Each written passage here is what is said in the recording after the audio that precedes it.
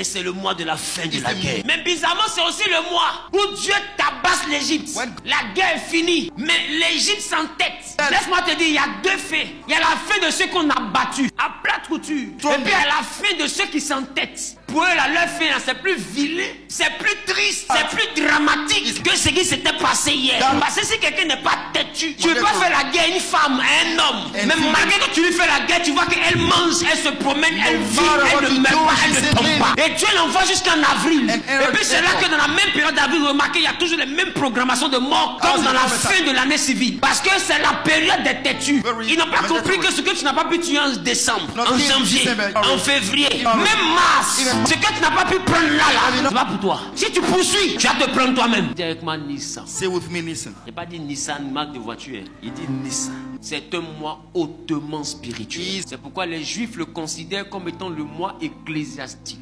Et qui parle d'ecclésiastique parle de ce qui est relatif à Dieu. En réalité, ils auraient eu envie de dire le mois divin. Parce que c'est le mois qui n'est pas sorti de l'étude astrologique ou bien de la connaissance d'un peuple ou d'un homme. C'est le mois qui a été instauré par Dieu lui-même.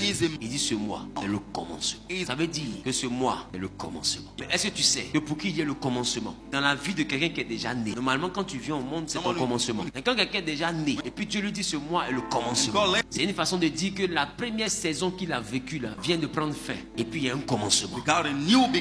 C'était une façon de dire à Israël, tout ce que vous avez vécu en qualité d'esclave, c'est fini. Ce mois là est le commencement d'une nouvelle vie. Et bizarrement, Israël a vraiment vu ça. C'était vraiment le commencement de quelque chose dans leur vie. Je ne sais pas qu'est-ce qui doit commencer dans ta vie. Je ne sais pas qu'est-ce que Dieu a souhaité faire dans ta vie. Je ne sais pas qu'est-ce que Dieu t'a promis accomplir. Mais je te dis que ce mois est un commencement. Et qui parle de commencement parle de départ. Ce mois est un top départ. Quelque chose de Dieu veut s'accomplir dans la vie de quelqu'un. Ce n'est pas un mois que tu dois observer. C'est un mois que tu dois conquérir. Parce que la suite dépend de ce commencement. Et la force de ce mois n'est pas dans la journée. La force de ce mois se cache dans les nuits de ce mois. Vous prenez le temps, vous relisez la Bible. Vous voyez que ce que vous-même vous appelez la Pâque, qui est au cœur de ce mois, n'est pas une fête de jour. En réalité, la Pâque est une fête nocturne.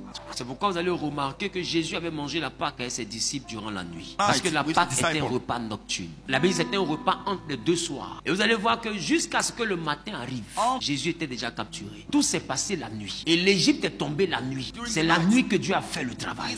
Le matin, Israël sortait. La force de ce mois n'est pas la journée. La force de ce mois est dans la conquête de la nuit. Et tout le monde ne peut pas conquérir la nuit d'avril de Nissan. C'est durant cette nuit-là, durant les nuits de Nissan, que Jésus a dit à Pierre, Jean et Jacques, venez prier avec moi. Ils n'ont pas pu prier une heure. Il dit, vous n'avez pas pu prier une seule heure. Une seule heure. Et c'est durant cette période-là que Jésus leur a dit, veillez et priez. Le mois de Nissan est un mois où on veille et on prie.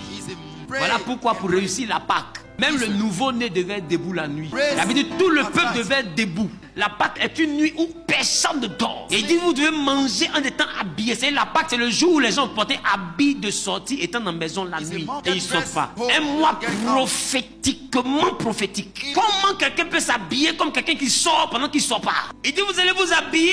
Et vous allez mettre votre ceinture comme vous, si vous sortiez. Vous allez avoir votre bâton à la main. Et vous allez manger à la hâte. Il dit c'est ça la Pâque de l'Éternel. Mais bizarrement, ils ont fini de manger à la hâte. Il dit tout ce que vous allez manger là, tout ce que vous allez manger, s'il est resté quelque chose, il dit vous brûlez ça la nuit. C'est-à-dire que le jour ne trouve pas le repas. Même le matin, quand on vient trouver là, c'est la cendre. Et il y a des gens qui vont vouloir nous convaincre que Dieu ne travaille pas avec les temps. S'il ne travaille pas avec les temps, c'est-à-dire les saisons de la journée, pourquoi il précise tout ça? Il dit vous faites ça durant la nuit, vous mangez la nuit. S'il y a le reste, vous brûlez ça la nuit. Le matin ne trouve pas. Notre Seigneur Jésus, il a été pris la nuit. Il est arrivé le jour, ils l'ont frappé. Mais puisqu'il est l'agneau pascal, quand on décide de le tuer, dès qu'on le met à la croix, la Bible dit depuis la 6e heure du jour. Parce qu'il est l'agneau. Or, l'agneau pascal ne meurt pas matin. Donc, pour que l'agneau pascal puisse mourir, Dieu doit changer le jour en nuit. Voilà pourquoi l'obscurité prend la terre. Parce que c'est une activité qui doit avoir lieu pendant qu'il n'y a pas de lumière. Il y a donc des choses qui se produisent quand il n'y a pas de lumière. La plus grande victoire des chrétiens s'est produite quand il n'y a pas de lumière. Un chrétien qui veut avoir la victoire dans la lumière doit l'arracher dans l'obscurité. Voilà pourquoi il faut avoir peur du chrétien qui dort beaucoup. C'est dans l'obscurité qu'on a la victoire dans la lumière. Jésus priait nuitamment, même de façon journalière, il manifestait la gloire de son Père. On ne le voyait jamais matin se retirer pour prier. Le matin, il allait de lieu en lieu pour faire des guérisons, des miracles. Parce qu'en réalité, le matin est la période de la décharge de l'énergie qui a été chargée la nuit. Et ce mois est le commencement.